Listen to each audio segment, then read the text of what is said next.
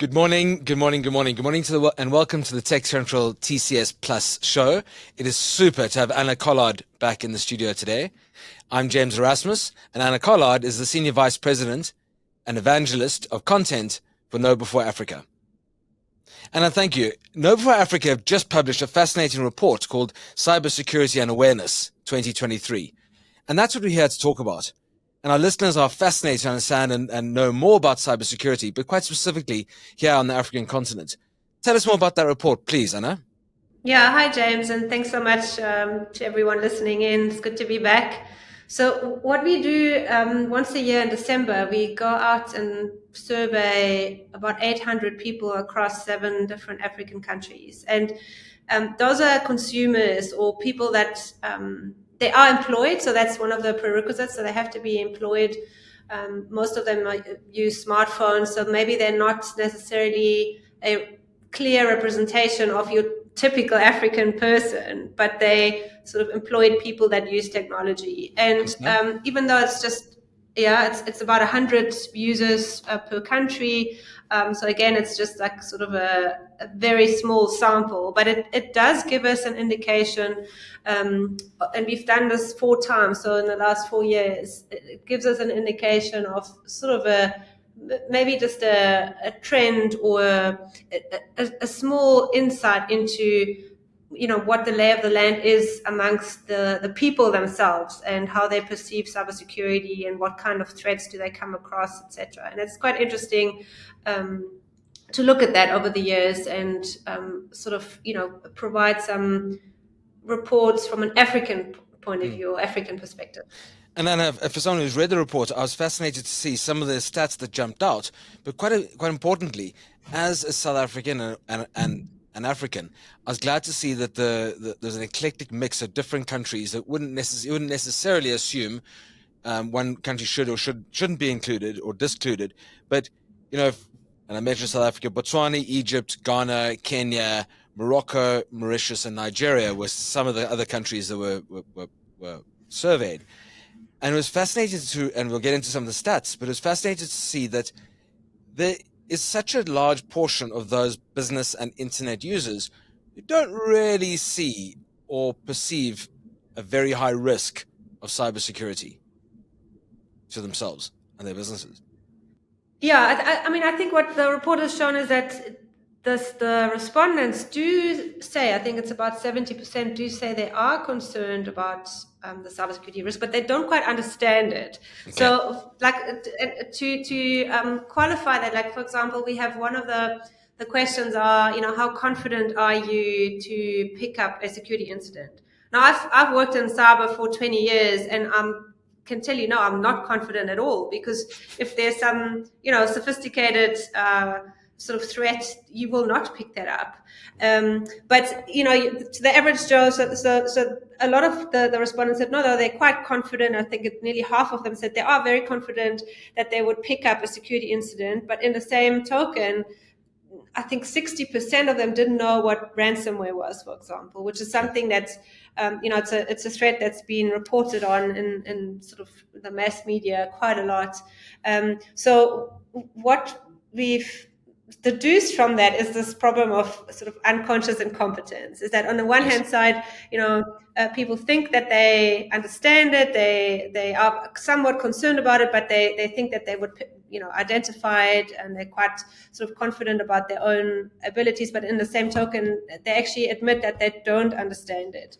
I think also what that talks to us from an industry point of view, where we have to take responsibility, is that maybe we've done a good job in creating more awareness and fear and, sort of the whole FUD kind of fear, uncertainty, doubt kind of thing. But we're not teaching people practical steps and giving them advice on what to do about it. And that's something we have to do better, as an industry. And also from an early age, I think for someone like you with young children, you're always teaching people to engage in a practice so that when they grow up, they are more aware of it. Discarding litter on the street. Similarly, in looking at cybersecurity, what to look out for, what are those markers, what are the identifiers, which, as you rightly have said before, are becoming more and more complex, and the social engineering behind them means that oftentimes what you assume to be perfectly innocent is actually incredibly malicious. Yeah, and I say that a lot, is that I believe being, sort of savvy in how to conduct yourself online, or understanding cyber safety, cyber security, that's no longer a tech skill, it's a life skill, because Good our point. lives are, we intermeshed with technology all the time. So, you mentioned it, you teach your children how to be smart on the streets and stranger danger and all of these kind of things. Yes. And we should do exactly the same type of awareness with the technologies that they're exposed to, and make it sort of second nature to be critical, be vigilant, apply critical thinking. And the good thing, though, is that if we understand that, and you mentioned social engineering, social engineering is the psychological hacking of our emotions. And that's actually something that, because a lot of people are sort of fatigued, they're like, oh my God, this is so complicated, I will never be able to teach my children how to navigate, and I don't even understand it myself. But because social engineering is a human threat, we can then also appeal to people who are not technical to tap into their human intelligence and just use sort of a mindfulness practice and slowing down, and just whatever is incoming, whether that's a phone call, whether that's the super special crypto offer, whatever it might be, to just not react, particularly not if your emotions are triggered, and slowly try and sort of apply to your executive functioning and your reasoning, and literally not trust anything, and then be slow in your response. Don't just react to a emotion that might be triggered on purpose, because that's what social engineering is all about. And Absolutely. that's also something. If you don't mind me yes, just capturing on that point about complexity, is there's a level of fearfulness in the system where people are anxious about how complex cybersecurity is as a topic. And one of the things that KnowBe4 Africa does incredibly well is actually just bring a bit of pace, slow down that pace of information. And I think the report that we're talking about today does exactly that. It isn't incredibly complex. It isn't a difficult read, and it's broken down into very manageable bite-sized pieces. And it can be consumed by anybody who's listening to today's show.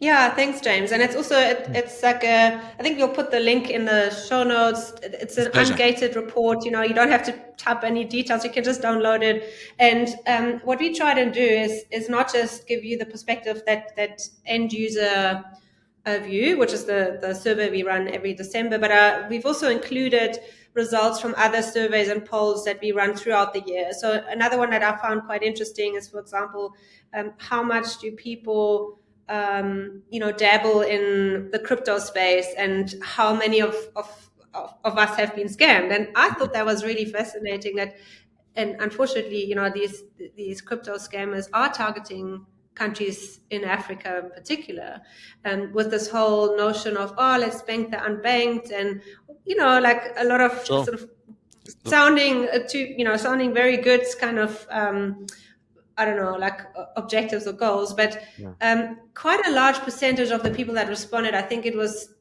over 30%, said that they've either come across a crypto scam themselves, and then 60% know somebody who has fallen for a crypto scam. And that's a large proportion of the people that responded. And it is. And I've actually written here, 1 in 3, so a third of your audience that were surveyed, of those as employees, click on suspicious links, emails, and fraudulent requests, or have clicked.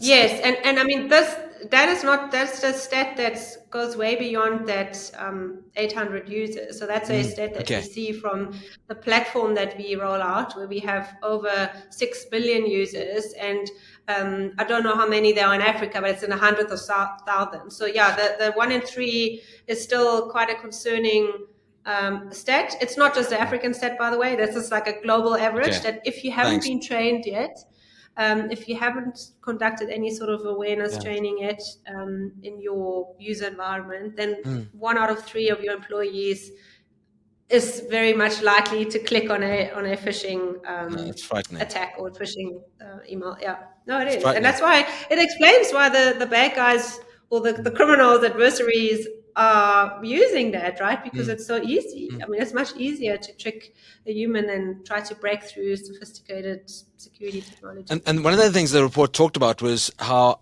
unlike many other countries, African countries tend to use mediums such as, or channels such as WhatsApp for business communication.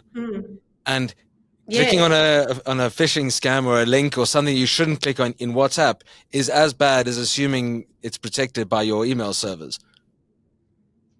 Yeah, and I mean, there's a couple of concerns that come with that, and I mean, you probably also. I mean, I know I do a lot of actually work related things on WhatsApp, which I probably shouldn't, but it's just how it's culturally so That's right. immersed. You know, I talk to my customers on WhatsApp because I can't get hold of them on email. You know, I know that some of our partners in Africa, they only communicate on WhatsApp, and you know, apart from the fact that the threat that you just mentioned, you know, WhatsApp is a consumer product. It has been there are quite a lot of scams and sort of attacks from a cyber crime point of view. But apart from that, there's also the notion that you know the Facebook or the Meta companies in their T&Cs, they say this is not meant to be used for non-consumer purposes. So you know, if you exchange company sensitive information, that yes, it's encrypted and all of that, but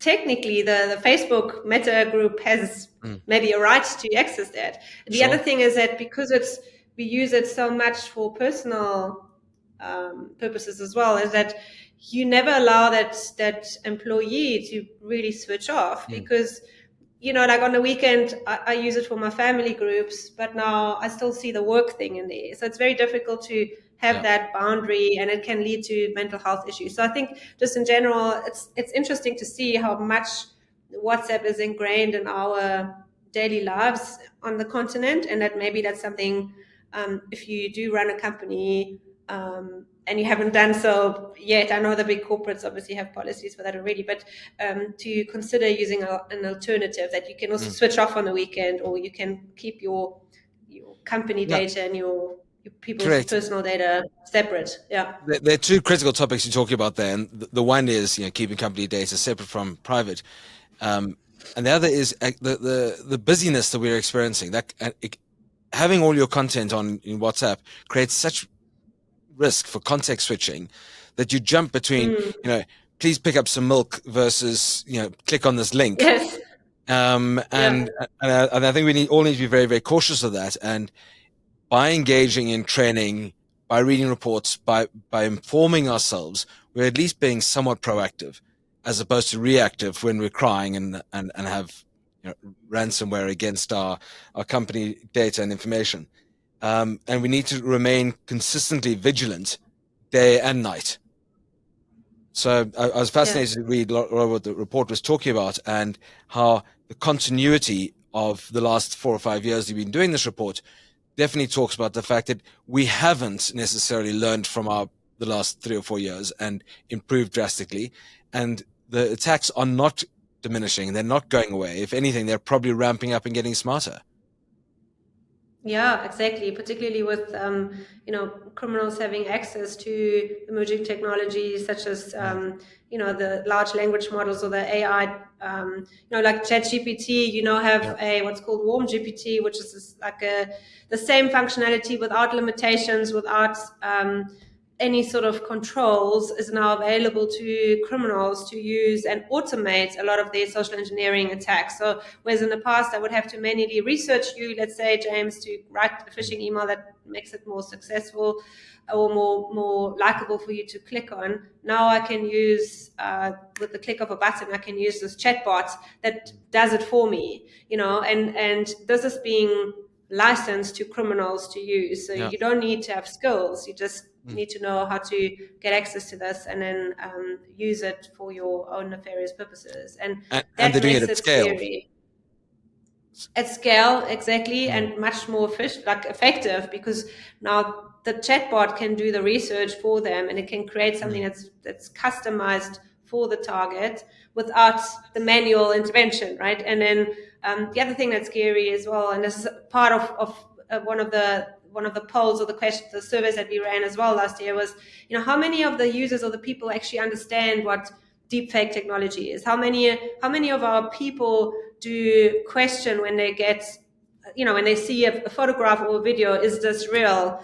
And again, it's quite frightening that obviously a lot of them, I think it was 50-60%, said they've heard of the term deepfake technology, and they sort of came across it, but a lot of them don't, and they still take information that they see on social media, by the way, on face value. And obviously with these, particularly, distributed via WhatsApp, these grandparent scams where the bad guys or the criminals use AI-driven technology or generative AI to create, deepfake versions of, for example, your kid, and then you all you need is 3 seconds of somebody's voice, and you can recreate whatever you want, and you leave these messages saying, hey, I'm in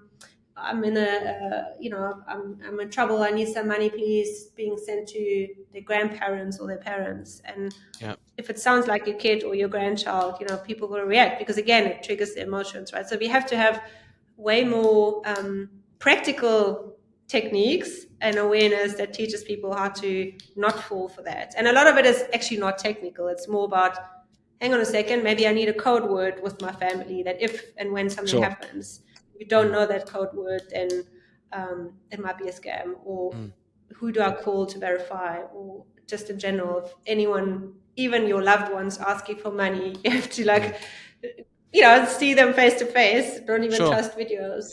So, yeah, brave new world. And you and I have talked about this before, and I think the more we do talk about this, the more we are creating that continuous reinforcement of the logic. And we're urging our listeners and friends and families and colleagues of our listeners to actually spend a bit of time unpacking a topic that arguably you may not assume is going to affect you directly or your family directly, until it does. And I think a lot of the training and the awareness that KnowBe4 Africa does is exactly that. And it's packaged in the right way that allows anyone to be a consumer of your content. And again, I say that report is exactly that. It's well indexed, it's easy to consume, and it definitely speaks to topics that perhaps haven't necessarily been all that deeply researched. Cybersecurity in the metaverse, for example. I think there's a lot in there that's worth exploring and just forewarning yourself and your colleagues about. Yeah, thanks so much, James. And that's also something that, I'd love to get feedback from your listeners in terms of, is there a topic that they would like to see, something that we should reach out to the users, including our customers, and ask them to get some insights. I mean, obviously AI is currently the buzzword, and we will run a survey very shortly. But there might be other topics that are of interest. So always happy to get feedback to see how we can expand the research.